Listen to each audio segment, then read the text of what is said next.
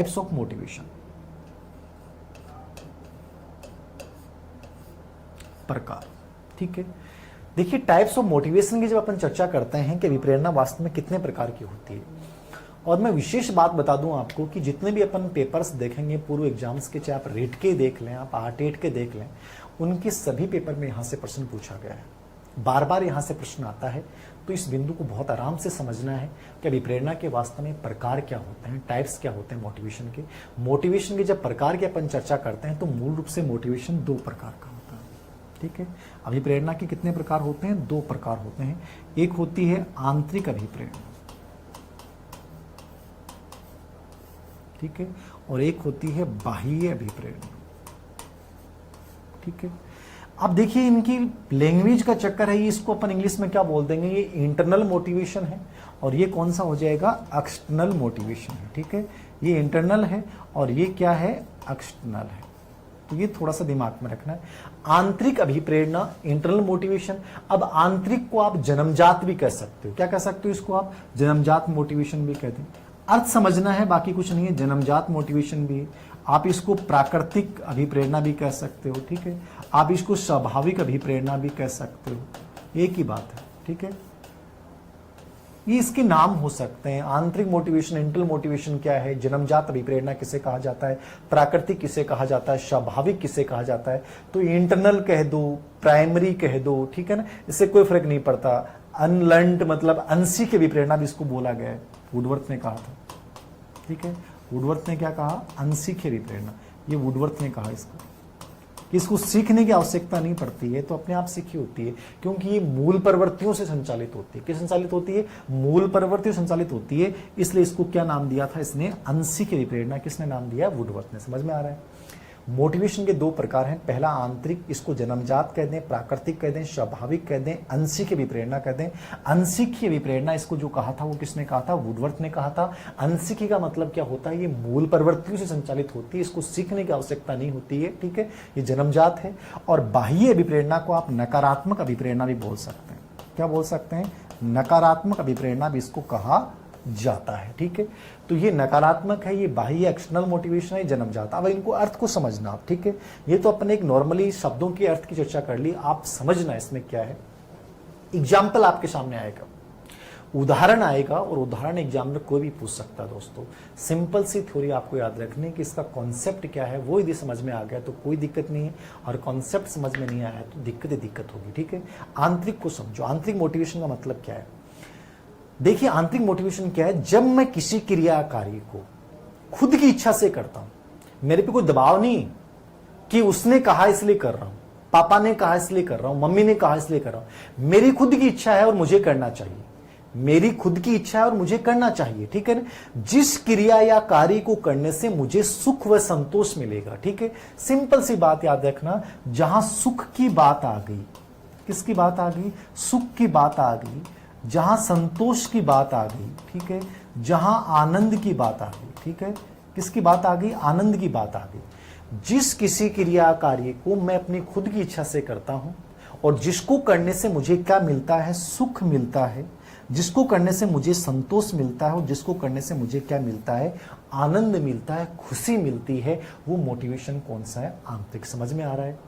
किसी भी क्रिया कार्य को स्वयं की इच्छा से करना, तथा जिस अभिप्रेरणा को करने से सुख की प्राप्ति हो, जिसको करने से संतोष मिले, और जिसको करने से मुझे आनंद मिले, वो मोटिवेशन कौन सा होगा? आंतरिक अभिप्रेरणा होगी। कौन सी प्रेरणा होगी? आंतरिक। समझ में आ रहा है? बहुत सिंपल वे में समझो, ठीक है।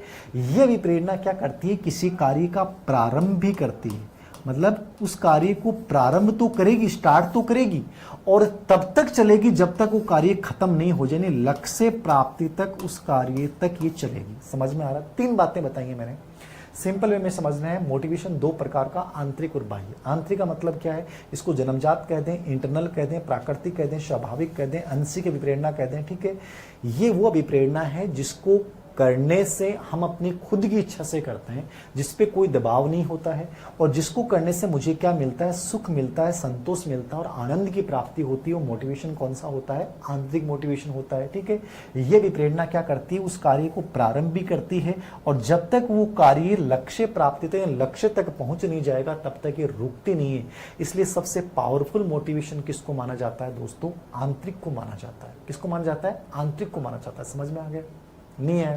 अरे बहुत सारे एग्जाम्पल बनाए जा सकते हैं, खूब सारे एग्जाम्पल बनाए जा सकते हैं। ठीक है, एक जैसे एग्जाम्पल अपन बना रहे हैं, ठीक है, आपको भूख लग रही है, क्या लग रही है, आपको भूख लगी। ठीक है, जैसे ही भूख लगी तो आपको कोई कहेगा ही बेटा खाना खा ले, नहीं, किसी को कहने की आवश्यकता नहीं। जैसे आपको भूख लगी आप तुरंत खड़े हुए और जाके अपना खाना खाना शुरू कर दिया, चाहे कितना भी एक अच्छा खाना क्यों नहीं, वो भी अच्छा लगेगा। किसी ने आपको प्रेरित नहीं किया, आप खुद अपनी इच्छा से हुए। जैसे आपको प्यास लगी तुरंत क्लास में से उठे और चले गए पानी पीने के लिए, किसी ने मोटिवेट किया आपको, नहीं, आपके अंदर से इच्छा हुई और आपने वो कार्य कर लिया। ठीक है, आपको जैसे ही आपको मलमूत्र त्याग करने के लिए जाना है, सुसु करने के लिए जा रहे हो, तो कोई कह रहा है कि आपको मोटिवेट कर रहा है, कि नहीं, अंदर से इच्छा हुई कि मुझे सुसु करना चाहिए, सुसु करने के लिए चले गए। ठीक है, जैसे काम है, ठीक है, नींद आ रही है आपको, तो नींद आ रही है तो कोई कहेगा नहीं बेटा सो जा। वो नींद जब आएगी तो आपको चाहे किसी भी जगह आप बैठे हो क्यों ना, वो उसी समय नींद आ जाएगी। नींद क्या है, इंटरनल मोटिवेशन है। तो जहां भूख की अपन बात करें वो आंतरिक प्रेरणा है, प्यास की अपन बात करें आंतरिक प्रेरणा है, नींद की बात करें आंतरिक प्रेरणा है, काम की बात करें आंतरिक प्रेरणा है। ठीक है, आत्मसम्मान की बात करें, सेल्फ रेस्पेक्ट की जहां बात आती है वो आत्म प्रेरणा है। ठीक है, मातृत्व प्रेम, कई बार आपने देखा है कि एक माँ होती है, जैसे उसने बच्चे को देखा तो तुरंत गोद में ले लेती है। माँ ने अपने बच्चों को क्या लिया, तुरंत गोद में ले लिया। अपन कहते हैं देखो नाटक कर रही हो, नाटक नहीं कर रही साहब, वो उसकी जन्मजात मोटिवेशन है, उसका प्रेम है उसके प्रति, वो स्वाभाविकता है। तो मातृत्व जो प्रेम होता है वो क्या होता है, आंतरिक प्रेरणा होती है। ठीक है, भूख आंतरिक प्रेरणा है, प्यास आंतरिक प्रेरणा है, नींद आंतरिक प्रेरणा है, काम आंतरिक प्रेरणा है। ठीक है, किसी टीचर के प्रति आपका श्रद्धा का भाव है, आदर का भाव है, जैसे आपने अपने आइडियल टीचर को देखा और तुरंत आप झुक गए और नमस्कार किया, पैर छुए, कौन सा मोटिवेशन है, आंतरिक प्रेरणा है।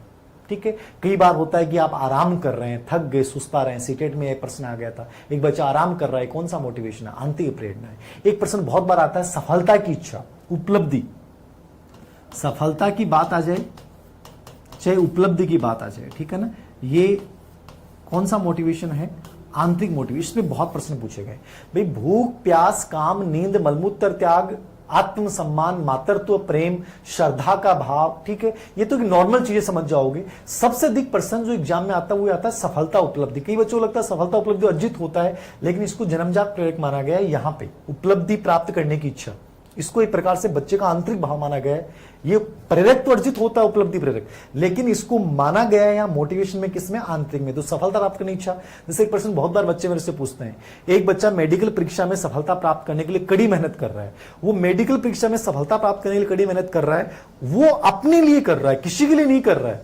उसमें ये लिखा होता है कि वो पापा के कहने पर कर रहा है, मम्मी के कहने पे कर रहा है। यदि वो ऐसा करेगा तो उसको कितना बड़ा पुरस्कार मिलेगा, ट्रॉफी मिलेगी, तो बाह्य मोटिवेशन हो जाता। लेकिन वो अपनी सफलता प्राप्त करने के लिए कर रहा है, वो कौन सा मोटिवेशन है, आंतरिक अभिप्रेरणा है, यानी वो खुद के लिए कर रहा है। तो जिंदगी में कोई भी कॉम्पिटिशन का, प्रतियोगी एग्जाम का कोई ऐसा एग्जाम्पल आता है जहां ये बाह्य परिलक्षण नहीं है, तो इसका मतलब मोटिवेशन कौन सा हो जाएगा, आंतरिक। समझ में आ गया, भूख, प्यास, काम, नींद, ठीक है, मलमूत्र त्याग, सफलता, उपलब्धि, ठीक है, आपका मातृत्व प्रेम, आत्मसम्मान, श्रद्धा का भाव, खेलना, कई बच्चे खेलते ना, खेलते हैं, खेलना भी याद रखना कौन सा भाव है, इंटरनल है। ठीक है, आप जो अनुकरण करते हैं उसको भी क्या माना गया, इंटरनल मोटिवेशन। तो स्पेशली आपको क्या याद रखना है, भूख, प्यास, काम, नींद, मलमूत्र त्याग, सफलता की इच्छा, ठीक है, या उपलब्धि, संबंध बनाना, रिलेशनशिप बनाना, वैसे प्रेरक अर्जित होता है, लेकिन ये माना किसमें गया, इंटरनल मोटिवेशन में माना गया। मातृत्व प्रेम इंटरनल मोटिवेशन में, तो ये थोड़ा सा आपको याद रखना है।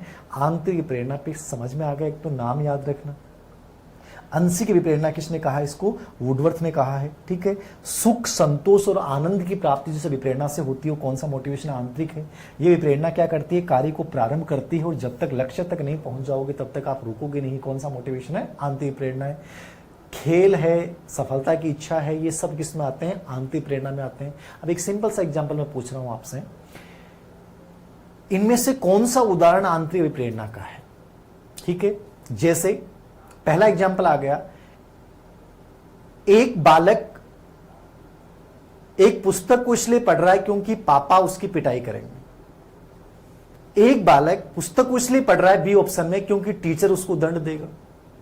एक बालक उस किताब को इसलिए पढ़ रहा है क्योंकि उसके करने पे उसे एक ट्रॉफी दी जाएगी। वो बालक उस पुस्तक को इसलिए पढ़ रहा है क्योंकि पढ़ने में उसे आनंद आ रहा है। कौन सा इंटरनल मोटिवेशन है? डी ऑप्शन, आंतरिक अभिप्रेरणा।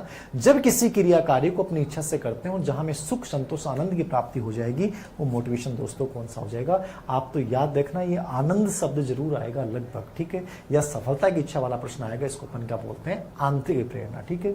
तो ये आंतरिक प्रेरणा याद रखना, ठीक है। आंतरिक प्रेरणा के बाद अपन चर्चा करेंगे बाह्य विप्रेरणा। बाह्य प्रेरणा क्या है? नेगेटिव बाह्य मोटिवेशन, ये दूसरा प्रकार है अपना, ठीक है। आंतरिक की अपनी चर्चा कर ली, ठीक है। अब बाह्य विप्रेरणा क्या है? बाह्य विप्रेरणा का मतलब आप क्या समझते हैं? इसको आप नकारात्मक अभिप्रेरणा भी आप इसको बोल सकते हैं। इतनी महत्वपूर्ण नहीं है, फिर भी आपको याद रखना है। देखिए, आंतरिक समझ में आ गई तो बाह्य नकारात्मक समझ में आने में आपको जोर ही नहीं आएगा।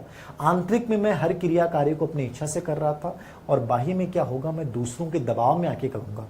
किसी भी क्रिया कार्य को मैं दूसरों के दबाव में आके करता हूं, मेरी खुद की इच्छा नहीं है, लेकिन वो कह रहे हैं इसलिए कर रहा हूं। प्रशंसा की बात जहां भी आ जाए कि यदि मैंने ऐसा किया तो वो लोग मेरी प्रशंसा करेंगे, मम्मी मेरी प्रशंसा करेगी, पापा मेरी प्रशंसा करेंगे, ये कौन सा भाव हो गया? तो प्रशंसा जहां भी आ गया वहां कौन सी प्रेरणा होगी? बाह्य प्रेरणा होगी। कौन सी प्रेरणा होगी? बाह्य प्रेरणा। समझ में आ गया? प्रशंसा कौन सी प्रेरणा है? बाह्य प्रेरणा है। पुरस्कार की बात आ जाए, किसकी बात आ जाए? पुरस्कार, कि मैं ऐसा करूंगा तो मुझे इतनी बड़ी ट्रॉफी दी जाएगी, ये पुरस्कार क्लास में प्रथम आने में मुझे दिया जाएगा। पुरस्कार जहां भी आ गया वो कौन सी प्रेरणा है? बाह्य प्रेरणा। दंड जहां आ गया वो कौन सी प्रेरणा है? बाह्य। यदि मैंने ऐसा नहीं किया तो ये मिलेगा, इसलिए मैं दंड से बचने के लिए कार्य कर रहा हूं। प्रतिस्पर्धा जहां कहीं भी आ जाए, क्या आ जाए? प्रतिस्पर्धा का भाव आ जाए। वो पढ़ रहा है इसलिए मैं पढ़ रहा हूं, मेरी कोई इच्छा नहीं है, लेकिन मेरे साथ वाला तैयारी कर रहा है, कहीं उसका सिलेक्शन हो जाए और मैं रह जाऊं, ऐसा नहीं हो जाए, इसलिए मुझे पढ़ना पड़ रहा है। तो कंपटीशन की भावना भी हमेशा याद रखना किसमें आती है? बाह्य मोटिवेशन में।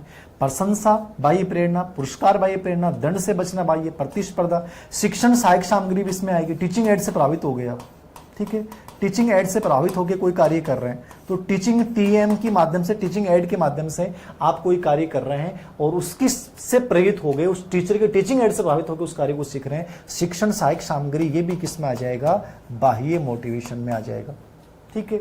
या किसी दूसरे व्यक्ति का प्रभाव आपके ऊपर पड़ गया, टीचर का प्रभाव आपके पड़ गया, धीरे से प्रभावित हो गए और उसकी वजह से आप कर रहे हो, ये भी क्या है? बाह्य मोटिवेशन है। लक्ष्य उद्देश्य को बाह्य मोटिवेशन माना गया है, ठीक है ना। लक्ष्य उद्देश्य वैसे देखने में अपने को लगेगा आंतरिक, बट वो बाह्य रूप से आपको प्रेरित कर रहा है, तो वो भी क्या है? बाह्य मोटिवेशन है, ठीक है। आपके टीचर के साथ संबंध कैसे हैं, रिलेशनशिप कैसे हैं, वो भी बाह्य मोटिव। कई टीचर के साथ अपने इतने क्लोज संबंध होते हैं, उस टीचर को देख के एक मोटिवेशन आता है, तो अध्यापक छात्र के जो संबंध है वो भी क्या होता है? बाह्य मोटिवेशन होता है। तो ये बाह्य मोटिवेशन है, समझ लो नॉर्मली अर्थ में, किसी भी क्रिया कार्य को दूसरों के दबाव में आके करना, ठीक है। मेरी खुद की इच्छा नहीं, लेकिन वो कह रहे हैं इसलिए कर रहा हूँ। पापा के कहने पे, मम्मी के कहने पे, टीचर के कहने पे, प्रशंसा प्राप्त करने के लिए, पुरस्कार प्राप्त करने के लिए, दंड से बचने के लिए, टीचर से प्रभावित होकर, टीचिंग एड से प्रभावित होकर, प्रतिस्पर्धा से प्रभावित होकर कोई कार्य करते हैं, वो मोटिवेशन कौन सा होता है? बाह्य मोटिवेशन होता है। तो ये